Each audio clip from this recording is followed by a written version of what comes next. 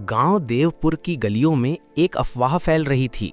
लोग कह रहे थे कि उनका प्रधान अब गांव के सबसे बड़े बेईमान आदमी बन चुके हैं। जो भी उनके पास न्याय मांगने जाता वो खाली हाथ लौटता। कभी कभी तो लोग डर के मारे अपने घरों में ही बंद हो जाते। लेकिन किसी ने सोचा नहीं था कि एक छोटे से लड़के की जिद ही पूरे गांव की बुराई को उजागर कर देगी।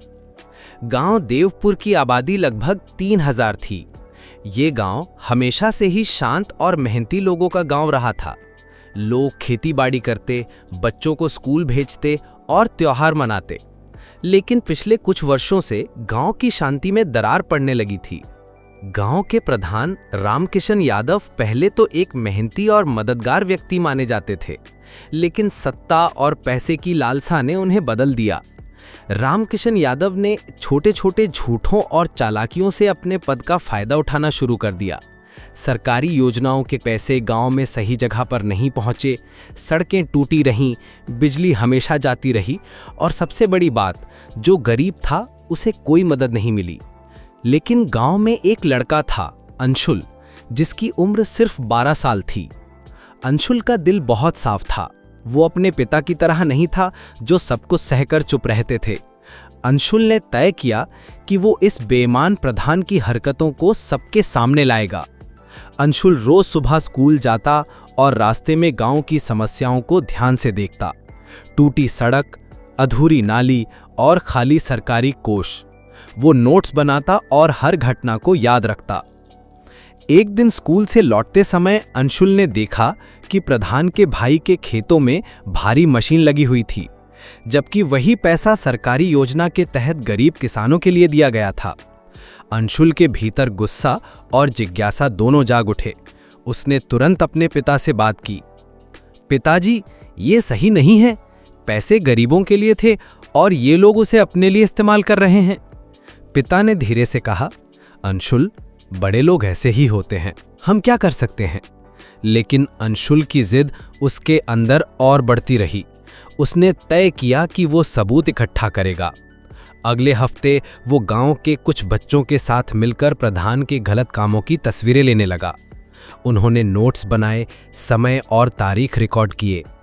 एक दिन अंशुल ने देखा कि प्रधान ने सरकारी राशन का बड़ा हिस्सा अपने घर में जमा कर रखा था। वो तुरंत अपने मोबाइल में वीडियो रिकॉर्ड कर रहा था। लेकिन तभी प्रधान ने उसे देख लिया। तुम क्या कर रहे हो बच्चा? प्रधान ने गुस्से में कहा। अंशुल ने डरते हुए भी कहा, सबूत लेने आया हूं कि आप बेईमान हैं। प्रधान ने उसे धमकाया, लेकिन अंशुल ने हार नहीं मानी। अंशुल ने अपने स्कूल के मास्टर से मदद मांगी। मास्टर ने पहले तो उसकी बात पर विश्वास नहीं किया, लेकिन जब अंशुल ने सारी तस्वीरें और वीडियो दिखाईं तो उन्होंने तय किया कि गांव में सभा बुलाई जाएगी। गांव के चौपाल में एक बड़ी सभा हुई। अंशुल ने हिम्मत करके सब कुछ सबके सामने रखा। ये सब हमारे प्रधान रामकिशन यादव की असलियत है। ये हमारे पैसों और योजनाओं का दुरुपयोग कर रहे हैं। हमें अब इनके खिलाफ आवाज उठानी होगी। शुरुआत में लोग डर रहे थे, लेकिन धीरे धीरे हर किसी के चेहरे पर गुस्सा दिखने लगा। हमें सच में बदलाव चाहिए, कोई चिल्लाया। हमारे पैसे हमारे लिए ही होने चाहिए, कोई और बोला। सभा के बाद ग्रामीणों ने मिलकर पंचायत समिति को शिकायत भेजी। सरकारी अधिकारी आए और जांच शुरू की। कुछ हफ्तों में प्रधान के कई भ्रष्ट कामों के सबूत सामने आए। उसे पद से हटा दिया गया और जुर्माने की कार्रवाई हुई। अंशुल का नाम गांव में मशहूर हो गया। लोग कहते थे, अगर ये बच्चा ना होता तो हम शायद आज भी अपने बेईमान प्रधान के हाथों परेशान होते। इस कहानी से हमें ये सीख मिलती है कि उम्र कोई बाधा नहीं है। अगर आपके अंदर सही करने की जिज्ञासा और हिम्मत है तो आप बड़े बदलाव ला सकते हैं। भ्रष्टाचार के खिलाफ चुप ना रहें। छोटी छोटी गलतियों को नजरअंदाज करने से बड़ी बुराई जन्म ले सकती है। हमेशा सच के साथ खड़े रहें। गांव देवपुर अब पहले से ज्यादा खुशहाल था। नई सड़कें बनी, बिजली नियमित हुई और सरकारी योजनाओं का लाभ सीधे गरीबों तक पहुंचा।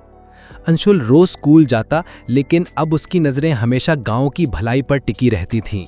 उसने ये साबित कर दिया कि एक सच्चा दिल और थोड़ी हिम्मत भी किसी भी बेईमान और भ्रष्ट व्यवस्था को बदल सकती है।